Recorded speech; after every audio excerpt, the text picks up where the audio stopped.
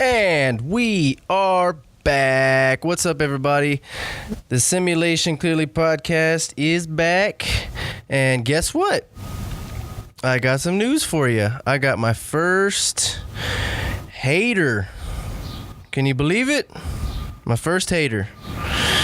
And I just want to first off say, I know you're going to listen to this, but I got a nice introspective quote for you. Maybe this will help you out.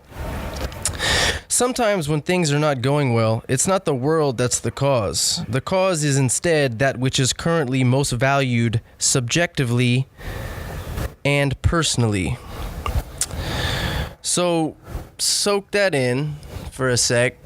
And I just wanted to touch on this a little bit because, you know, the things that this person had said to me were out of pure malevolence, just purely malicious intent to try to, you know, just to insult me and hurt me as a person. And, you know, just because a person doesn't see your journey and the only point of reference that they have to pull from is the last time that they spent a significant amount of time with you, and if that significant amount of time with you was years ago, then there's no way you could project that kind of reality on another person. Everyone changes, first of all, and second of all, just because you don't see the journey or the process doesn't mean that it's not believable. So, you know, just to that person, I think that you should really figure out what's going on with yourself and fuck off. Yeah, so I'm not going to get too much into that. Thank you for that. Thanks for the fucking motivation. I'll keep on pushing. But this week, I have Matt Reynolds on the podcast, who is a beautiful man. I met this guy a long time ago at a good old barbecue restaurant. That was my first place of employment when I was 16 years old. I think I met him when I was 17, though. Yeah, so I've known the guy for, 10 years now, and I hadn't seen him in a while, so I'd got some requests to get him on the podcast to pick his brain, and I got him, wrangled him in. Actually, he hit me up, which was great. Thank you, Matt. But we worked it out and knocked out an episode, and it was fun. It was cool to see him, and I'm sure that y'all will enjoy this. So thanks again for all the love out there that people are reaching out. I've had a lot of people reach out and tell me good things about the podcast, strangers, and it's great. It's definitely means a lot to me. So thanks, everybody, and hope you enjoyed the episode.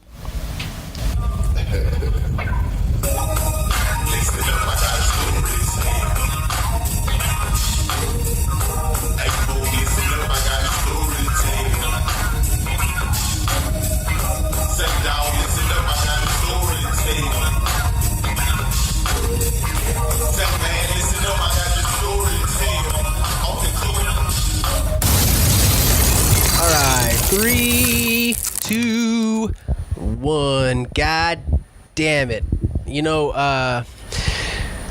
Other than maybe 2 other people, there has been only one other person that I've had requests to get on the podcast. And although you don't know this, Mr. Matt Reynolds, you have been requested to get on this podcast several times by numerous people. So we're here, we're doing it, and now we're live. So Matt Reynolds, what's up, brother? What's going on, Shane? Man, so like I said, it's a strange thing. Like I get hit up, somewhat often on, recently now, not so much when I started the podcast, but I've had, like I said, a couple people, not even a couple, I've had numerous people ask me, what's up with Matt Reynolds, because you made such an impression on this city in the skateboarding scene for so long. So, now, clearly whenever you reached out to me to get on the podcast, I mean, I didn't think twice about it. It was definitely, yes, let's get it done. Let's do it. And you're here. But let's start out with the skateboarding scene now compared to when you were coming up. what is the difference? What does skateboarding mean to you now as compared? What is your perspective on skateboarding these days, and how it compares to whenever you were coming up and just blasting shit off? Man, honestly, now, actually, I'll talk about back then first. Back then was probably 7th grade when I started skating. So what is that, 98, 97, something like that. Compared to now it's more, actually, hold on, I fucked up. Let me think about that for a second. You edit these, right? Yeah, but you're going to keep on talking. I'm editing this. This is all going to fucking go on. There's no second chances. Okay, heard. Unless you say somebody's name that you don't want me to have out there. I'm not editing shit. No, I just like skateboarding these days is just ridiculous, and everybody knows that. The kids these days, and I say kids because they are kids. 16. Yeah. I mean, Nyjah alone. They're jumping down things before they even are, their brain is even fully developed. Before they're even capable of understanding what fear is, they're jumping down shit, you know? Yeah. And it's just the control they have so easily these days. Like, board control. It takes a long time to have good board control. And right. Board control just seems to come with the boards these days or something, man. I don't know, like, you can name them all off. Nyjah, Shane O'Neill. Wouldn't you say that maybe, I mean, it's come to a point where, I mean, it's always been, I mean, it's a natural process, you know, with everything that sort of arises, whether it be like a species or a product, there's this evolutionary process where it rises and grows, and then it gets to a certain point where it eventually dies off. We're not there yet, but the point of me saying that is much of like even sports or like MMA or whatever you want to talk about, that, you know, skateboarding has gotten to this point where it's at this fucking ridiculous level. If you look at people like Jamie Foy and Louis Lopez, Nyjah Houston, Shane O'Neill, it's terrifying the things that they are doing on a fucking skateboard. Like, I don't understand. I could never imagine. I can imagine approaching all the things that they're approaching, but actually committing to doing some of these things is fucking terrifying. I don't understand it. Yeah, it's like, you know, a few years ago you thought, let's see, who did just say, okay, just recently the front crook down El Toro, Jamie Foy. First try. Right. First try? First try. It was first try. First try. There's a whole Thrasher edit. Jesus Christ. My War or whatever, and he just looking at it. I seen the footage. I didn't know it was first try. When he finally goes for it, he did a first try. Yeah, it's insane.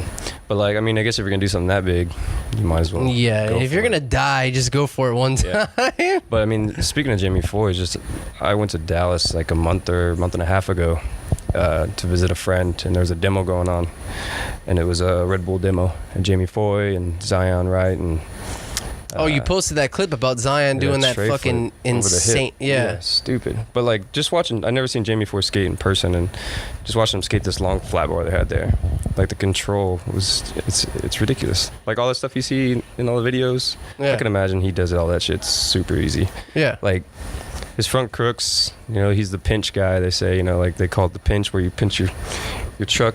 Right. I don't know how you know what I'm talking like about. Like right up on the fucking wheel, in like that little sweet spot. It locks in, yeah. And then like they say he's like the king of the pinch or whatever. He started it, I guess. But it's true. Like watching him skate this like 20-foot long flat bar, just front crooks, the shove over the top of it. It's fucking, I don't know. His front blunt, so he just sits there, does 270 to like board slide. Like front blunt, 270 to a regular board. Like, okay.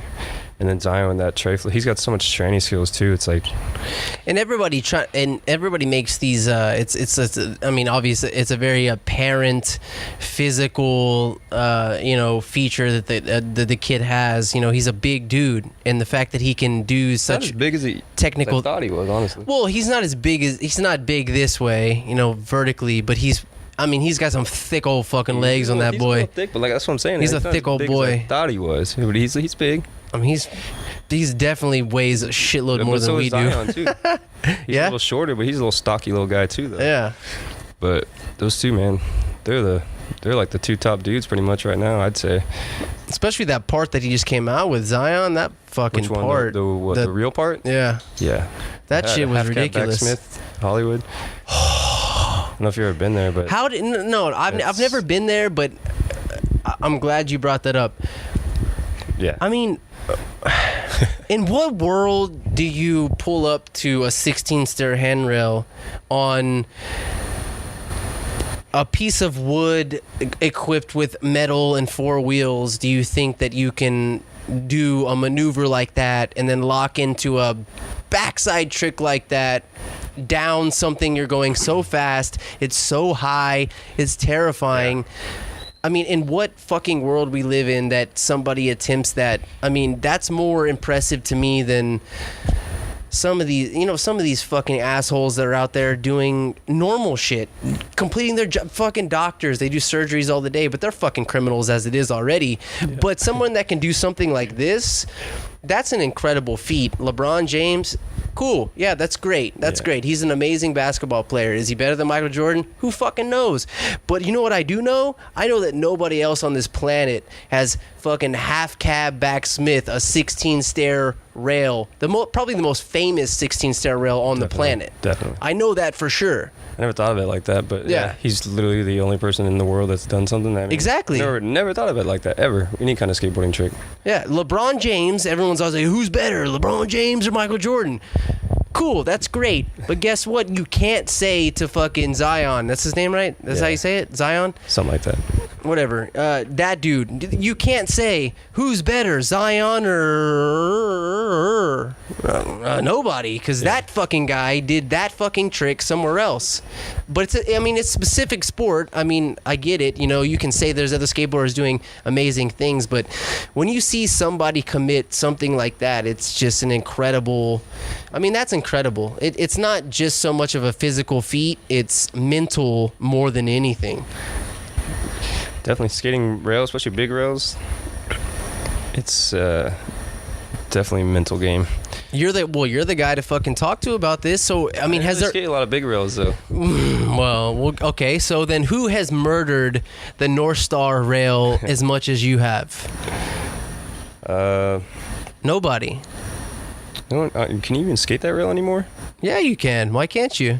I just thought it was a big bust. I mean, it was a bust back then. Well, I mean, I'm not going out anymore getting busted by skateboarders, so maybe it is. But I'm footage of what's his name, Nathan Pacheco. Yeah. He just did like a lip slide or something, nothing crazy, but. Okay, so let's go back in the day. So when you had all this serious footage coming out in A New Dawn and previous to that, and you were hitting up this rail, I mean, you were a big rail skateboarder. You were very, for the time that it was, especially in the San Antonio skateboarding scene, you were doing tricks and you were pushing skateboarding. I mean, you and 2 other people come to mind that really pushed the skateboarding scene more than anybody. We'll talk about, Forrest Kirby and then Danny Gonzalez. But besides that, you, who was hitting up big spots and hitting up big rails and doing these really technical tricks and terrifying tricks, you pushed the skateboarding scene at a very pinnacle point in skateboarding in the San Antonio scene. So how did you feel whenever you were approaching these fucking rails and these big spots and committing these fucking tricks that you had in your mind? Terrified most of the time when it came to new stuff, like 50-50s and front boards or whatever, lip slides were always kind of the go-to warm-up. But when it came to something like the nose blunt at Stowers. You gotta talk louder. Oh, okay. The nose blunt at Stowers. That one. Yeah. That one was a little scary, but it had the grass on the other side. So so you just lock into it and jump off. I mean, also if you skated with me back in those days, and I skated on a regular and filmed all the time, I used to have quite the attitude. Right. I used to get very frustrated, throw boards, break boards, on a regular, but. It's because I was scared or something too. That right, that adrenaline's fucking rushing. Like what, Green Eyes? This is what I liked about Kyle's editing and stuff. It wasn't just skateboarding. He'd throw in random things like in Green Eyes at North Star Mall. Actually, I threw my board down. I don't remember what I was trying. I think it was maybe the nollie crook. I never got, but I threw my board down and like I just put my head down and just roll in a circle with my head down, and then like I roll out of frame, like on camera. That's how it was like a normal day for me skating. Like when it came to rails like that, I can go to Bandera rails and do every trick I could think of. You know, first or second try, a little warm up, and then when it came to trying to do a line or whatever there, any new trick, that's when I start freaking out. I mean, this pretty much every rail is probably footage of me freaking out somewhere in some video. Yeah, but don't I mean, you can attribute that to the heightened sense of the fucking matter that you're doing. I mean, think about it. It's fucking scary. So you're freaking out. A lot of people, like, you see people skating and we're naturally attracted to these parts of skateboarding where people are freaking out and slamming their board and throwing at these guys that we see that freak out and have their moments and shit. But I mean, that can also be attributed to this fact that it's just a process that they have to go through to fucking find some kind of comfort and motivation to actually go through with the trick, right? I mean, that's terrifying. Think about how dangerous skateboarding is in general, right? So, and you're jumping down some giant fucking stair set or rail, and somebody's freaking out. You could judge it and like, what the fuck is this maniac doing? But in all honesty, man, that's like a fucking survival mechanism in a way, like you're just like trying to hype yourself up. You're frustrated. There's these emotions raging, It's got to be something strange. I look at it two ways. You said the hype. You said you could, like, skating with other people and skating with certain people back then was the hype was you won't get as frustrated. When I was by myself or with 6 people and myself, but I'm the only one skating, and that's what makes you more frustrated because you can't land anything, and then everybody's just sitting there and you're like, I'm wasting everybody's time, or right. You know what I'm talking about, like, right, yeah. But there's sometimes like when I used to skate like with Max, or which remember Max Contreras? Yeah, say his last name too. Throw them bitches out there. Yeah, Max Contreras. Yeah, throw them out there. He had like no fear, like Gino back in the day. Yeah, and, but Max was like on another level. Yeah. The shit he did back in the day too was, tricks that I never even seen him do before, and then he's doing it. Like, he does a front 270 lip on Bandera rail. I don't think I've ever even seen him do that trick. Yep. Ever. And he's like, oh, I want to do it on this rail. And he does it like, handful of tries. Couldn't have done it any better. But yeah, I've skated with him, and just like the nollie back lip I did at Bandera was a session with him. And it was just one of those, like, he was just going for shit. And I was like, I'm going then. Instead of like, I didn't like skating with a lot of people back in the day, but skating with a few people that actually, that hyped me up was definitely a plus, like, to make me not freak out. Because if Kyle was still alive, you could ask him, you could ask Jesse Florig. Where do you think that extreme fucking freaking out came from? Was it just straight out of fear, and you were just kind of externalizing that? Is that what it is? See, I'll put it. Yeah, I'm gonna dig deep into you, brother. No, fear 100%. Fear 100%, though. But it used to get so bad that I was like almost beyond the point of not even wanting to try anymore. But I would never give up. That I remember one time at the Larkspur, that blue rail, right, 9-stair rail. Back in the day, I was trying nollie crook there too, actually. This was before I ever nollie crooked any rail. And it was at night. We had like this little floodlight that we used to light shit up with. We'd like tie it to a pole or set it on stairs, or somebody would hold it or something. So I had this light, in which I hated lights in my face, like camera lights or anything like that. Right. But while I was rolling up, I'd see a car all the way against the street back there, way far away. I'd see it and it would fuck me up. And I'd roll up to it. It would fuck with you? It'd fuck with me, and I'd stop and I'd freak out just because a car drove by like 100 yards down the street. I see a car lights going by, and it would just throw me off, dude. Like anything would trigger me. I mean, skating Taft handrails, there's the 9-stair rail, yeah, and that 7-stair I cut the kinks off back in the day. I don't remember I think I was trying to back tail a 7 or something like that, and somebody, I think it was Schroeder's wife, or I guess ex-wife now, and somebody was talking, and I freaked out. I was like, shut the fuck up. Because that one, the spot that really shit that would mess me up a spot that was a runway was like this patio right here, dude. Like, 20 feet. It's like nothing. Yeah, Throw your like board, it's already fucking. throw your board and pop. It's like. So I was already like frustrated with that, and then got people talking. Nah, I don't do. I used to be nuts, man. It took me a while to get out of that. I guess when I stopped skating forever, and now when I go skate, like I never get frustrated about anything. Yeah, like it could just be with the fact that growing, being older and fucking growing out of it and shit. 33 this year, man. Jeez, 33 years old, still living, still kicking. 33. Well, let's talk about.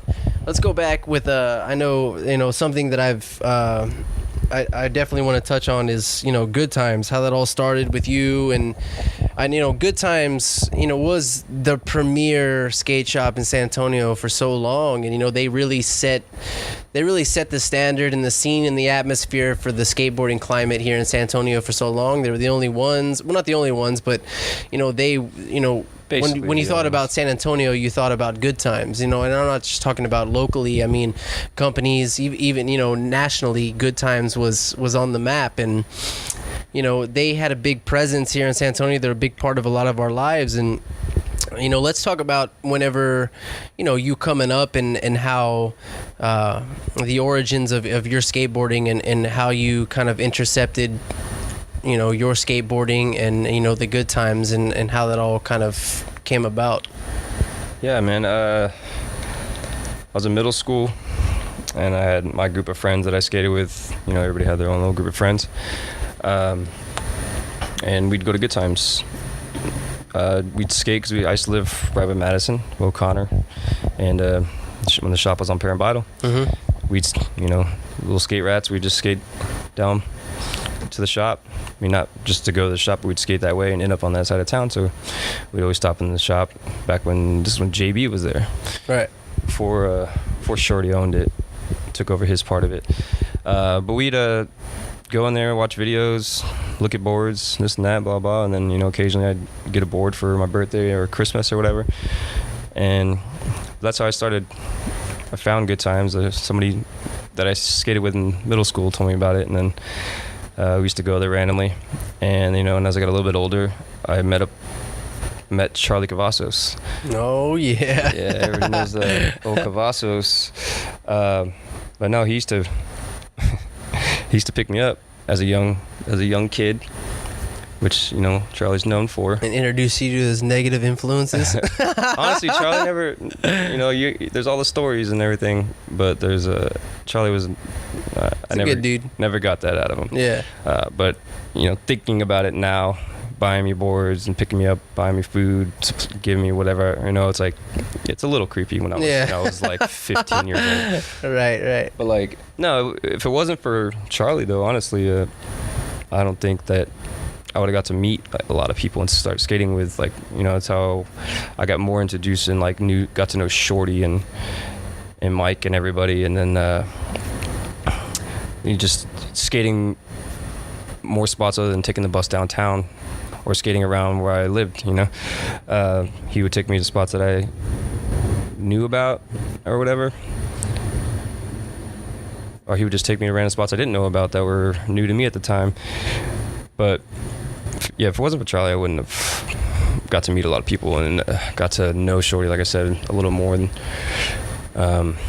but then also, if it wasn't for Goodtimes, also I would have never met Kyle.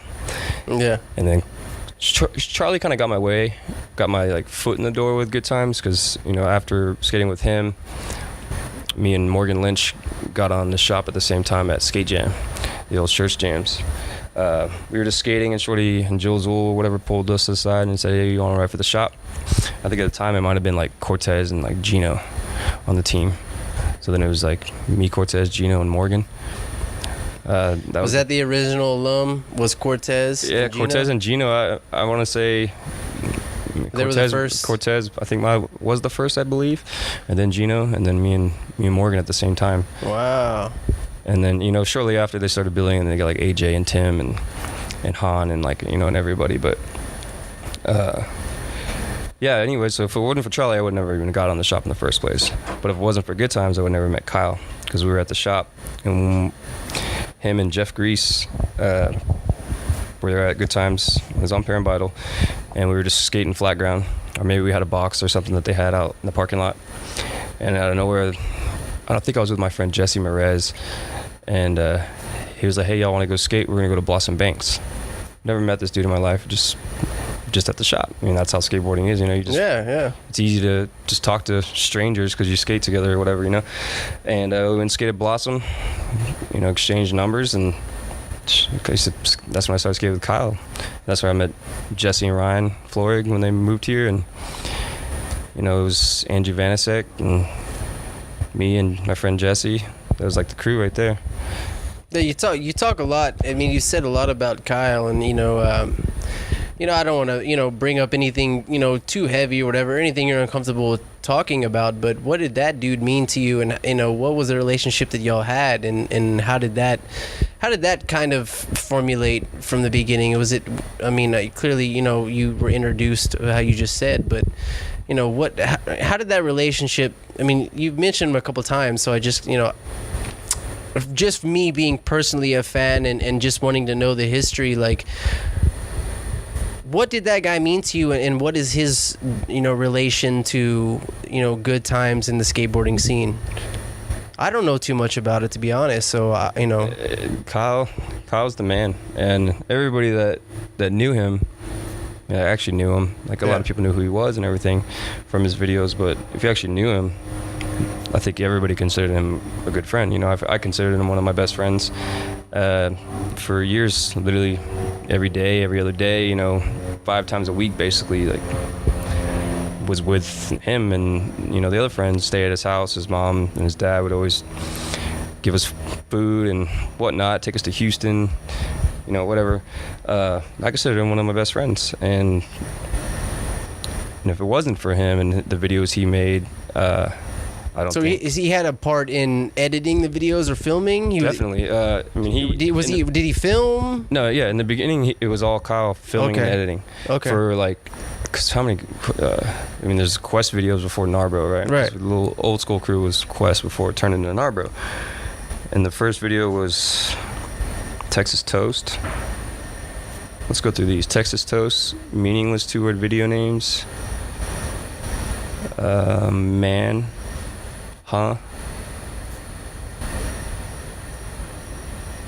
There's one more. Green Eyes, and then there's one more, I believe. I can't even remember. But anyways, for the most part, except for Green Eyes, I think he filmed like 98% of everything and edited everything. Okay. He edited everything, but Green Eyes, Cody Puente did a lot of filming too. But it was just... But he would also not just make videos. We'd go skate. Like, I remember this one time right when I cut those kinks off at Taft. It was like me and Rodney Rainey, and not Rainey, but Rodney Rainey, right? And some other people just skating the rail, and we all did a bunch of tricks. And then he just randomly went home. He's like, I want to make this little clip, this like 2-minute long video to that "Rape Me" song by Nirvana. Yeah. It's just us skating, and then it just like rape me. And it's just like me and Rodney like just doing a bunch of tricks, just shit like that. Like you watch those little things that he would make. He made a lot of little promos and stuff like that, and just it made you more hyped to skate, not just making a video every couple years or something. But other than just his filming and editing, which I'll say he was way above or beyond like anybody else at the time.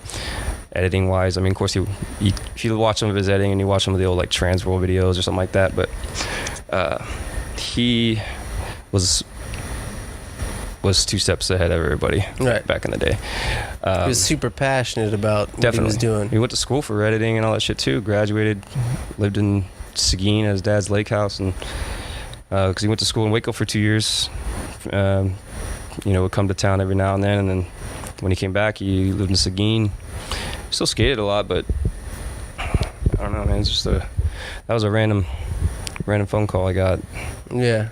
It's 12 years ago. Yeah, no, I just you know, so there's people, you know, there's your generation, and then there's the generation slightly behind you, you know, that, you know, it's like me and Bussy, you know, Brandon Bussy, and then you know, several other folks where we're kind of slightly behind you, and you know, still, you know, very relevant and still very familiar with everything that goes on. You know, it's just that, you know, some people these days, they, you know, they don't understand, they're skateboarding in San Antonio. They don't even really understand kind of the how much of a staple it was that was laid down before they're here. We have all these up and comers coming up in skateboarding, and we could name off a ton of them, and I'm sure that there might be some time that they'll be on the podcast, but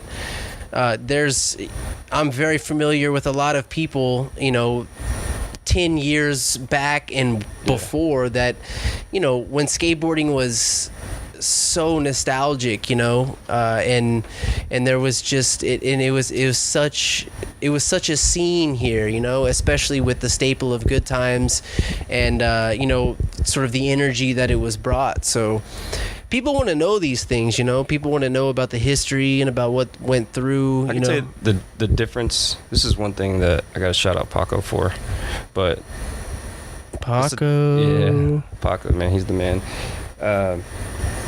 The difference to me, the big difference between then and now was Goodtimes, because Goodtimes did all these events. I had all these signings, and all the pros would come in town, blah blah. After they left, I guess they come through here every now and then, but there's nowhere for them to come and whatnot. But now they don't really have that going anymore. So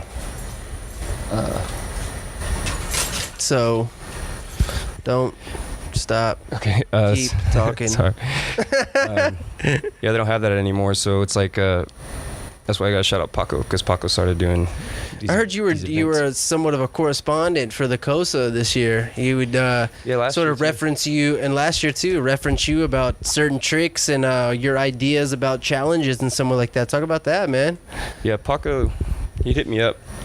He'd randomly be like, hey, he's like, you got any trick ideas or anything like that? And I would just try to think of like the most ridiculous tricks, like something like I want to see somebody do on certain spots, like or even like this one isn't a ridiculous trick that I think Terry actually did, but a fakey forward flip, like on flat, a little dolphin flip. Right.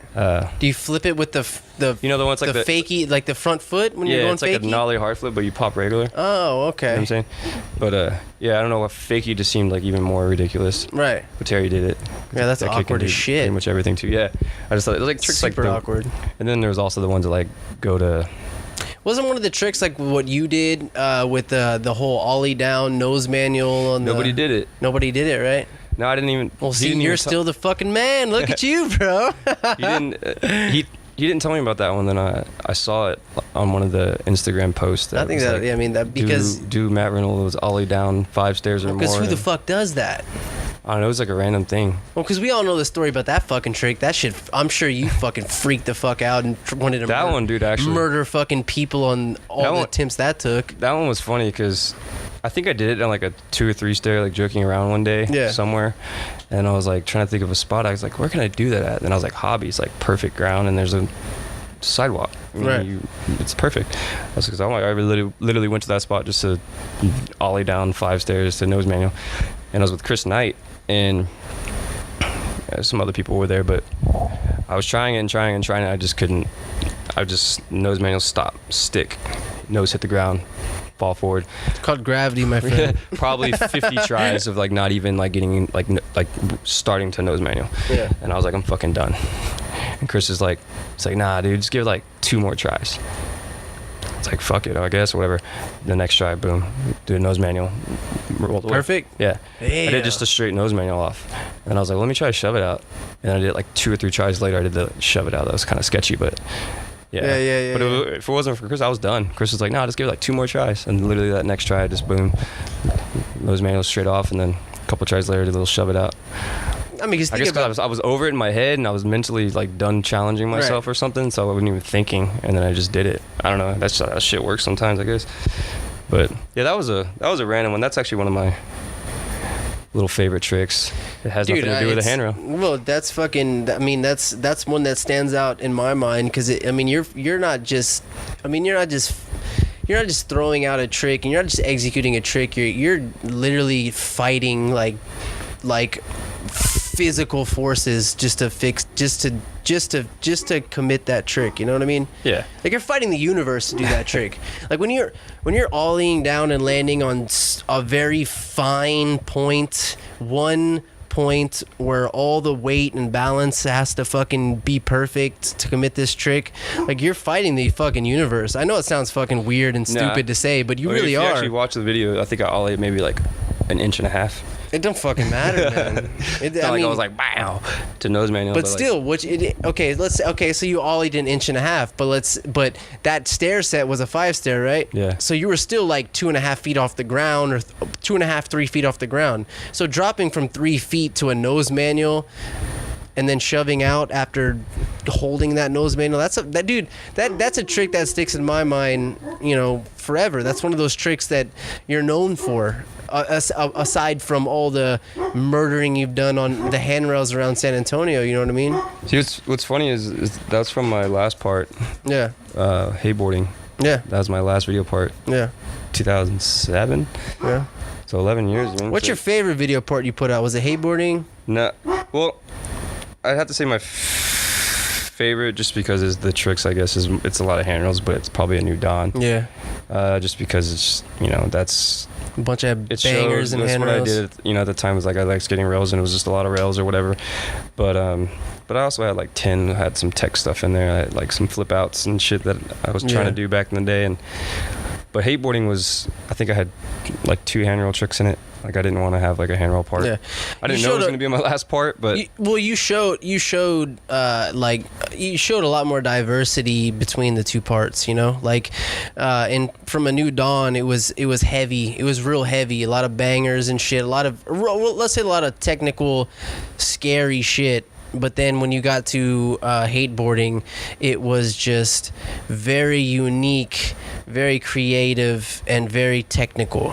You know what I mean? Like there was a separate. It's like going from, and this is not an insult at all. I mean, not at all. But if you were to sort of make some kind of, some way to define it, like your New Dawn part was like a meathead, and your hateboarding part was like an intelligent approach, a very intelligent and unique approach to skateboarding. Yeah, and that it's beautiful. Both ways are beautiful. I mean, it's almost like a representation of your life, like what your mindset was in producing what you were producing between the two parts. You know what I mean? Yeah. I understand. It's kind of like, I still liked skating rails at the time, but I didn't skate them as much. Right. And I still, to this day, if I skate, like skating, I haven't skated a real handrail in forever, but if I go to like Seguin Park or something, I still love skating the little rail there. But I think at that time I was just like, I just don't want to have a full-blown handrail part anymore. Yeah. And I like to watch, what was that kid's name? The one that would fucking bomb hills, scrape his tail, and be like, woo! Fuck, you'd know more than me. I can't remember his name right now. Somebody will know, but it's that dude. He used to just cruise and skate and just haul ass, and I was like, I just was going places and just skating, and I was just cruising around, and you had some influences. Trying to go to the same spots that everybody skated, but try to skate it take a different approach. Somewhat different, which is kind of hard. But yeah, just trying to think of a little bit different ways to skate stuff, and it was fun. Like that video part was way less stressful. I didn't, I think you weren't fucking screaming at strangers so much on the fucking sidewalks. No, yeah, that's a good one. That dude wouldn't even say anything to me. Actually, that was funny. That guy just was looking at me, looking at a kid banging a skateboard against a rail for no reason, which was a brand new board I got that day too. Just literally annihilating a board on the side of the rail, and somebody's driving by staring at me, and I'm like, fuck you. Like, I don't even know, dude. Yeah, from that to from hateboarding was just, I didn't stress really at all. Like, I had tricks in there that I would never would have thought about putting in some of the other parts for some reason. Because at the time I was like, no, it's not good enough. Because I'm not no Andrew Reynolds perfectionist, but like, I didn't really like doing shit sketchy when I would have to do shit again sometimes, unless it was. I remember. Unless it was a pain in the ass thing that it just took me forever to do. But like the nose bonnet stars, I think I did like 3 or 4 times, and just because I wasn't because the plywood and you had to roll through grass a little bit. I don't know. So that was the one I used. Was like the best one I got, I guess. But skateboarding was fun though, because I remember filming with Schroeder, and we were all older. I mean, I was only 22 when that came out. So I mean, I don't want to say we were already all over it. The shop was still open and everything. I didn't skate as much. You know, I wasn't skating every day. But so when I did go skate, it was just like, I want to go have fun. Let's go 50-50 manual Broadway bar. Like I didn't even like have tricks planned. You know, I'd always have tricks. I used to write trick. I mean, everybody did this. So you'd write a trick list. You know, for my old video parts. Man, I'm glad you brought that trick up, that 50-50 manual. You know that rail, whatever that elementary school is, it's off of 410 and, is it Vance Jackson? And it's like a 3-stair flat bar rail that goes off. It's 410. It's either 410 and Vance Jackson. The short one? But now it has... The one that was like blunt slid or something? Huh? The cam blunt slid? This little short one? No, it's not the short one. It's not. Is it Vance Jackson or is it Jackson Keller? It's in that part that me and Bussy did. I did they kinked it, so I board slid through the kinks, dropped down to manual, and then came off like the tan one. They yes, had to like roll down exactly. some stairs or something. That trick was 100% motivated from you. Oh, nice. Because I was like, because I was never like a handrail guy, so I was not it was kinked, so I couldn't 50-50 it, so I wanted to slide through it, but I wanted to do some kind of trick where I was going to do some kind of rail trick to manual and then off of a curb, and then it just so happened that the rail that I chose to do it on was kinked, so it was like as an added element where it was bumped through, bump through it, board slide, drop down to manual, and then come out, and honestly, a lot of, I mean, I'm 4 or 5 years younger than you, so a lot of the tricks that I saw when I was coming up and seeing y'all, I was much of the influence that I had was attributed to what y'all were doing and shit. So that trick that I got, I was super hyped on getting that trick, man. Like, I mean, nobody did a trick like that on that rail. Nobody did. I mean, even the really tricks that got that rail, honestly. It was weird to skate because the run up was so fucked up. It was not that far. Huh? There's like a 3-stair, then like a curve. It was a 3-stair, and then there was maybe 8 feet. Maybe. Did you just roll up to it? Did you have wood or something? I just stood on the stairs and jumped on my board straight to board slide I could never through the that. kink to drop down manual, and that's one trick that nobody ever did shit like that on that rail. Those are, I mean, there's some tricks that I ever did that I did on film that I was super hyped on, and a lot of that I attribute to what I saw around me, and a lot of it was you, man. There was a summer that me and Louis, a shout out to Louis Medrano, my favorite uncircumcised friend. There was a summer, man, when we were like 17 years old, where me and Louis and Nene just went out and like straight savages just got footage. And that was the same summer that I did at the Blossom Ledge. I did the whole kickflip front board pop over, and then the front board nollie big shove out. The square ledge? Yeah, the square ledge or whatever that. Yeah, there's like a Subway and a bar there now. Forgot about that. That's the same summer I did the whole kickflip front board pop over and front board nollie big shove out. That's the whole same summer. Do that nollie big spin, all right. Yeah, over the top it. Yeah, and then I was way more hyped on the kickflip front board pop over because me flipping into shit was not like a big thing for me back in the day. I wasn't like a flip kind of guy. I was more of like a backside flips though. Backside flip that's always, there's certain tricks that we all sort of have, but that was one, that was one thing. I always try to take that creative approach, and then what I was kind of trying to steer to is that your hateboarding part,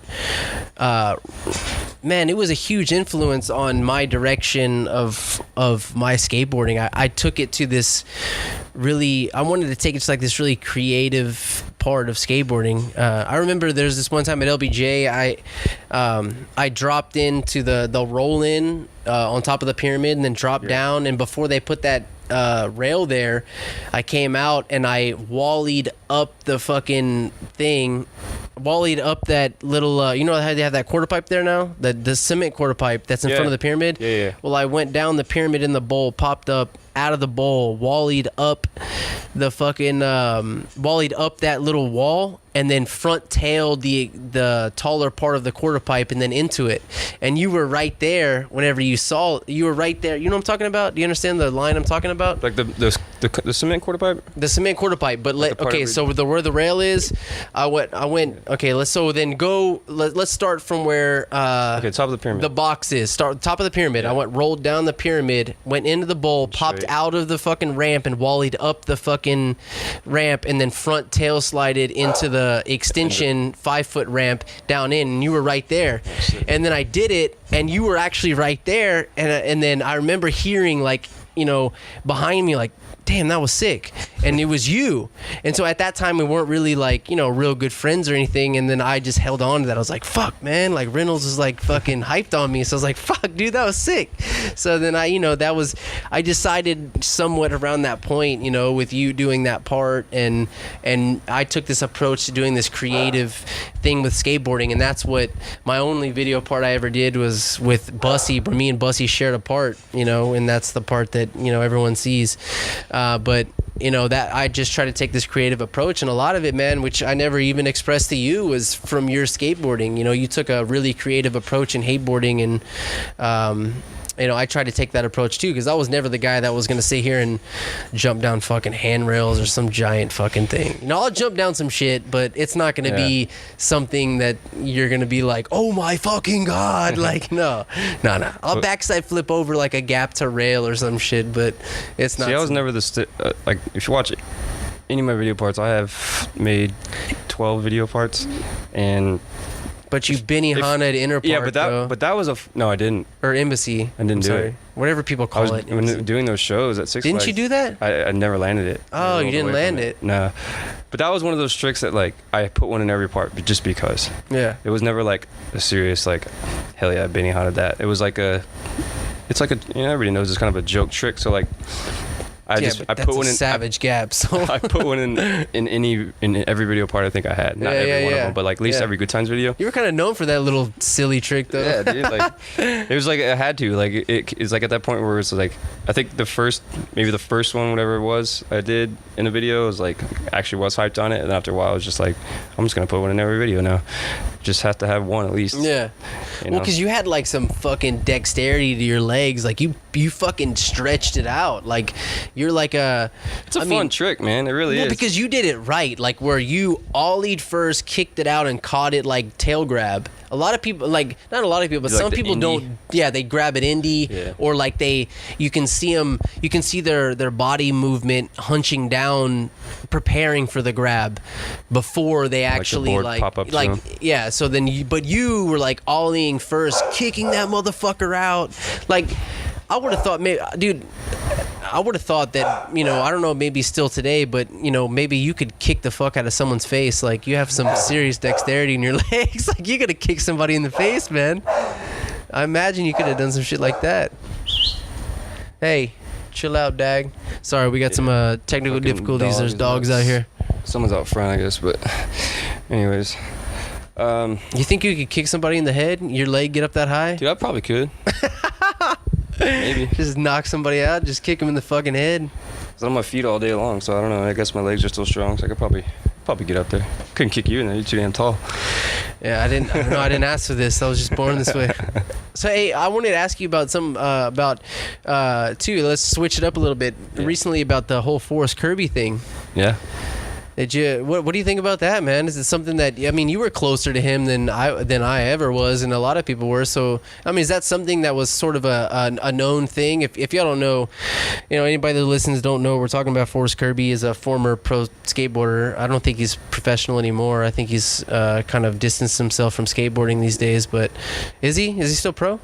I don't know. I don't think. I think he's out of skateboarding. But he still skates, but I don't think he's like getting paid. He's still a part of Zoo York and everything. But as far as skateboarding goes, something going on with the skateboarding still. But yeah, but he recently came out. He was a big.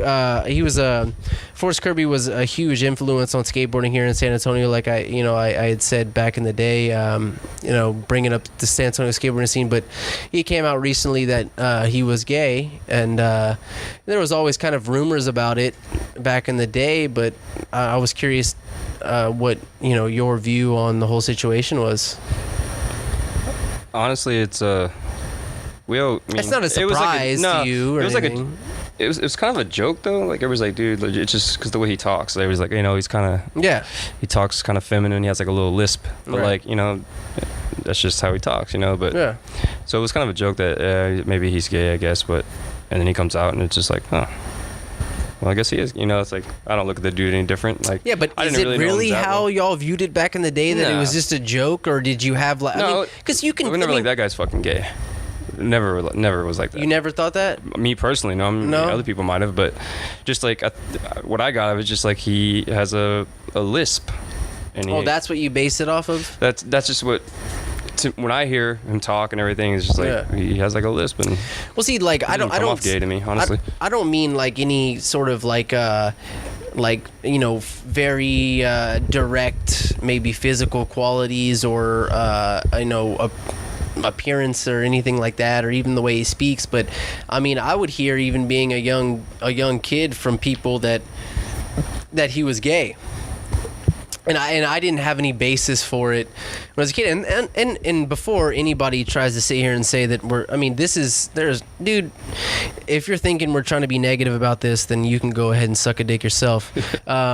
There's nothing wrong with the kind of person you are. If you want to suck a dick, you want to lick an ass, you want to lick a pussy, I don't give a fuck. That's fine with me. I don't care. Everyone's beautiful in my eyes.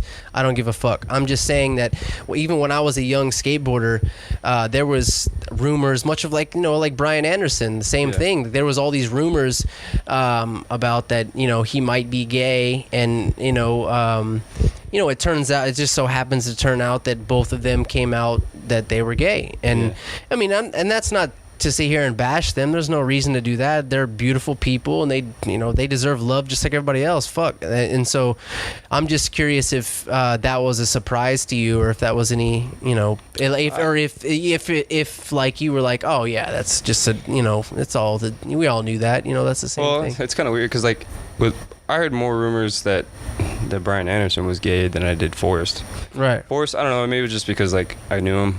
I didn't know him that well, but like I skated with him and whatnot. But I think back in the day I heard more about Brian Anderson, the rumors of him being gay from a long time ago. Yeah. And then he came out, and I was like, holy shit, like that's true. He's like a burly ass dude. But it's weird because it took so long for both of them like to come out, so long. I don't know if you've ever seen Brian Anderson's his little documentary thing. That's why I referenced that. I think he talks about it in there. That's like it's kind of it was unheard of. It's kind of, especially you look at, especially in skateboarding. Nothing against Forrest, but look at Brian Anderson and look at Forrest. Like they're two different types of dudes. Right. And so I'd say more shocking that Brian Anderson's gay than Forrest. Yeah, Brian Anderson sort of is like more of like the intimidating looking person. Like he's not the guy that you would want to fucking talk shit to in a bar. Forrest might be the guy that you'd pick before him, but you know what I mean? Yeah, exactly. But I mean, and that's not an insult. It's just that Brian Anderson looks just, especially in his face, looks like he's dead behind the eyes, and he's big and lanky as fuck too. So, but I mean, they're gay. So that's cool. I mean, I bet they feel a hell lot better finally just being themselves. Right. Like that's a strange thing, is you live so much. You literally live. I mean, both of them are fucking 40, right? Like, got to be up there. Yeah. So I'm 33 almost. I mean, they got to be pushing 40. Yeah. It's like you live that many years before you actually open up to the world that you are the person that you have not yet perceived to be. Like you have not expressed what you actually wanted to express to the universe yet, and then you finally open up and maybe thought it would hurt their careers or something. It's probably similar to a lot of people in their professional endeavors. But there's probably so many gay celebrities and Kevin Spacey, that artists, and sucking off little dudes all the time. I find that out real recently. That's kind of new, right? Yeah, that's some weird shit. People and shit or something like that back in the day. It's like fucking little boys. What do you want to do, man? It's some strange shit. But I don't want to, I'm not going to sit here and talk about too much of the dicks Forrest sucked, but, dude. Oh, shit. The dude fucking skateboarding just his skateboarding in general. And you know, if Forrest ever hears this, then you know, take a joke, bro. But I know you did some Hollywood acting. Chill out, man. I love you, by the way. You want to suck me off? I'm totally down. But his skateboarding, man, was so fucking technical. I'm talking about like between switch, his style. I mean, the guy was so fluid between sexes and skateboarding. Between sex and skateboarding. Between skateboarding, particularly, dude. Just the shit that the guy did, like technically, you know, skateboarding was fucking amazing, man. Like you remember Broadway loading dock? Yeah. Pad? Yeah. That was like his favorite spot. So every time he was in town, we had to go skate there. Go watch him skate that place. I think it's hard to skate, man. That ground to land on, you've been there. It's horrible. But that dude just fucking rearranged that place. Rearranged the motherfucker. Look at that Wally nose manual he did. Mm-hmm. The manual wall right off. Yep. Those are my favorites. And then the other one, Danny Gonzalez. Nose blunt. You see that nose blunt he does on a board across it? And then pops what off. What the fuck? Yeah, shout out Danny. Yeah. And shout out to me. Did you ever see my trick on it? No? I know. What is it, Matt? I don't know what it is. Trivia. Hold on. I don't even know what it's called, but I did a something weird. ollie up to both back feet manual across. That's right. Yeah. What do you like? You ollie up to both back feet manual? I don't know if it's called this. I think the front. What do you call that? The nose manual is called like a hang 10 or some shit. No, but I did it on the regular on the back, manual. Maybe it's in the same part hang that 5, I was talking like on a about. bike or something. Fucking hype. Cheers to Is me. it like hang 5 on a bike when you like on your peg? Yeah, there you go. Whatever you. I don't know. I know bikes and skateboarding do a lot of the same. I was things. hyped on that trick too. Thanks sick. for reminding me. No, because I do remember, like, I haven't seen that video in forever, but I think Bussy showed me that at his house back in the day. Yeah. Before it was even done, I think. But that was my one claim to fame. But I did do it. I did do one trick on that spot, and nobody's ever fucked with that trick. Nobody's ever done that shit again. Well, I'm sure a million people could do it now just for fun, but guess what, bitches? I did it first. Yeah, there's one of your. You're the only one in the world to do that. Oh yeah. Well, back then, not anymore. On that spot though. Hopefully. No, it's not skatable anymore. Oh, it's I not? don't know what they did to it. I think they rebuilt it or something, but you can't. Oh, no shit? Yeah. Oh, well then, yeah, I can say what I just said. Fuck all y'all then. Challenge me now, bitches. I never did shit on that. I like nose manual it, like manual it. I think it's the only. And that's some sketchy shit. It's not even like the gap. It's just like it was like curved on the ends, like it like rounded off, so kind of like slanted a little. And then landing was always a savage fucking thing. That's the part I didn't like about it, because literally you fall once, you're done. Like your hands are done. That's not how Forrest skated so much. That and Calabria bump. Remember the one that had the bump to ledge? Sickest looking spot on film, but when you skate there. But it's not even worth it. I mean, I went there, 16,000 times with people that wanted to do something, and it was just like, I'm not even, what am I going to do on this? Especially if you wanted to skate it frontside or backside for goofy people. Yeah, it gets backside for me. That way, uphill kind of was even worse than downhill, which it wasn't even really much downhill. But not my shit. Yeah, it's another one of those spots I don't think I ever had anything on. I think I have a fall doing a nose slide or something. I could scratch my back on that if anybody wants to see that. Anybody want to get that on film? That one's unskateable too now. They did something else to that too. So where are you at in skateboarding these days, man? What's your desire on skateboarding? What is your perspective on skateboarding? How do you feel about it, man? I wish I could skate more than. I don't really skate anymore, but about a year ago, actually a little more than a year ago, like you say a year and a half ago, I was skating 2, 3, sometimes 4 times a month, and I was really getting back into it. I mean, that was as much as I could, so that was a lot for me at the time. But so what is it? Just working long hours? Is that what's keeping you from it? 10 to 12 hours a day, 5, sometimes 6 days a week, and then when I'm off, I have my daughter. Right. So it's either I'm off with my kid, and then when she goes home, I could maybe go skate, or most of the time just chill and kind of just get my little break, I guess. Right. I mean, I got my kid, and that's fun and everything, but, you have a kid, you know how it is, same age, so it's not the easiest thing sometimes. No. But, so yeah, sometimes I'm just chill, but like I was saying, for a while I was skating a bunch, and I was really getting back into it, and we should take these boxes to this little parking garage that nobody would ever mess with us. People would walk out, say hi to us, wave to us. If our boxes were covering or blocking their parking spot, we just move them out of the way, and they would just say, hey, have a good night. You could just session the phone. They never ever said anything to us. Nobody ever kicked us out. So we'd go there every Tuesday night, sometimes Sunday night or something, and just skate. My friend Jake had these 2 boxes, and he could put them together, and it was like a 16-foot long box. And I started skating there all the time and started actually getting tricks back and whatnot. And we'd go skate Seguin and Jaws and feeling like getting comfortable on a board again. But one day we were skating that parking garage, and I was doing pop shove it to a crook, like how you go over the box to like a back crook. Yeah. And I landed one, and I landed like kind of weird, like my heels like just touched the side of the box, like scraped the side of the box or whatever. I was like, oh, I'll do it again. I did the whole pop shove it, missed the coping, like nose manual, and just like shoot out. You know what I'm talking about? Pop shove it. Like to crook. So I missed the coping, so I landed like on a nose manual on top of the box. Oh. So I shot out. And you slid out. Expecting to be on the slammed or what? Yeah, and I put my arm down. I fell on top of the box and put my arm down. Okay. I did something to my elbow. Like shit swole up. Couldn't move my elbow. You're not for like young anymore, Mr. Matt Reynolds. And then since then I've skated twice, and that was like a year ago. I skated like a month and a half ago in Dallas. So this resurgence with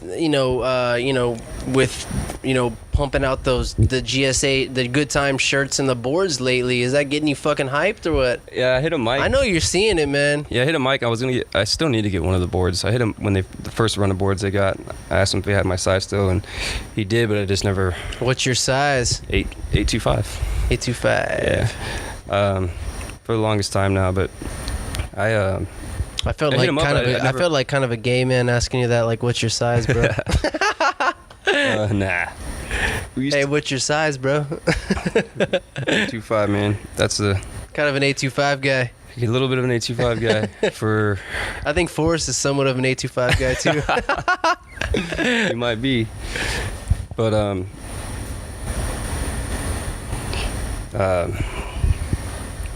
shit. What were we talking about? Talking about fucking goddamn Good Times and the resurgence. Oh yeah. So I hit a mic, and I was supposed to get one of the boards. I just never got back with him to get a board, but I need a board right now. So I definitely need to hit him up because I know they just made some new ones, and I think they're making the colorway that I like. My favorite board they ever made. I don't know if they made that same exact color, but there's like a light blue and yellow, the old school graphics. I know they just remade some of those graphics, but I don't remember if I saw that one or not. I think they had a couple. I think they had a darker blue one maybe, but yeah, I need to hit up Mike and get one of those boards. And then Jared's shirt, the white one that just came out too. Man. That was sick too. Sick, dude. Yeah, I love that shit. I want to get another one of the OG ones, shirts that they had the first run. The shirts they remade. Shout out to fucking Jer Bear, old Jared Nichols. I haven't seen that guy in a long time. I love you, brother. If you ever listen to any of these podcasts, hit me up, man. Because, man, me and that guy used to be real close, too. You know, we all get older and fucking everybody separates. But I love you, Jared Bear, if you hear this. Yeah, Jared. I haven't talked to him in a while either, honestly. I know, separation. Yeah, he's out in California, different state. Man. Well, Mr. fucking Matt Reynolds, you're a beautiful man. We're going to wrap this goddamn thing up. I'm going to close this thing out just saying a lot of fucking people, like I said at the beginning of this, requested to get you on, and I know they're going to love this shit, just to fucking dive into your mind and hear what the fuck you got going on and hear about your perspective on a lot of things that happened in the past that laid foundations for the San Antonio skateboarding scene. We see this resurgence, with Mike, pumping out, shirts and the boards again, and that might be somewhat of a sign for what's to come or not. Regardless, San Antonio's always had like a real rich skateboarding scene, and that 100% started with Good Times and people like you who put in so much good footage and so much time and had so much influence on the skateboarding scene. So thanks so much for doing this, brother. I appreciate it, dude. Yeah, absolutely, man. I got a shout out to Paco and Dizzle and all those dudes over for still holding it down. Like, for real. I gotta shout out Paco again, because what that dude started doing just his last couple years is actually bringing skateboarding back in San Antonio. Absolutely. And who knows, man, maybe that was a part of Shorty and Mike wanting to bring some boards back. It could be. It's like, I got to shout out Dizzle just being Dizzle himself. Absolutely. He's a entrepreneur and doing what he does. Hustling. Shout out Dizzle, yeah, for real. And he just had a baby too. Congrats on that too. But yeah, I got to shout those dudes out, because him and all the homies, man, they're still to this day. Fuck yeah. Getting down like it was 10 years ago. Still with the homies too. It's super sick, man. And when I was skating them for a while, I got to skate with them a couple times. And Need to go skate with him again. Actually, need to get out there and skate. We need to go skate. Yeah, and you know That'd what, be a good Dizzle, session. I'm gonna throw this out there in the universe. I know you probably don't want nobody to say this, but you're gonna double flip Embassy, so stop fucking around. I know Dude, I you heard he think. tried it down Hollywood 16. I know he's thinking about it. I know it's supposed to be a secret, but fuck you. I mean, not fuck you, but He's fuck got you. that. Just do it. I'm trying to hype you up, brother. I love you. We did a podcast together. By the way, I got a lot of good, I heard a lot of good things about the episode, but listen, man, we all know you're going to double flip Embassy. So fucking do it, brother. Yeah, he can do that easy. Yeah, of course he I can. think he can double flip as easy as he can kick flip. So. Yeah, he could double flip as easy as falling asleep at night. I mean, fuck, what are we talking about? As easy as brushing his... hard-ass shit. I'm sure he could double flip easier than brushing his goddamn teeth. Yeah. Fuck, man. But, Matt, let's not make this about Dizzle. He had his episode. Love you, by the way. I And just had to thanks say- so I had to much shout for out what to you're the doing. dudes. But, Matt, thanks so much, man. I really appreciate it. It's good seeing you, man. And a lot of people are going to love to hear this shit. Appreciate it, brother. Yeah, absolutely.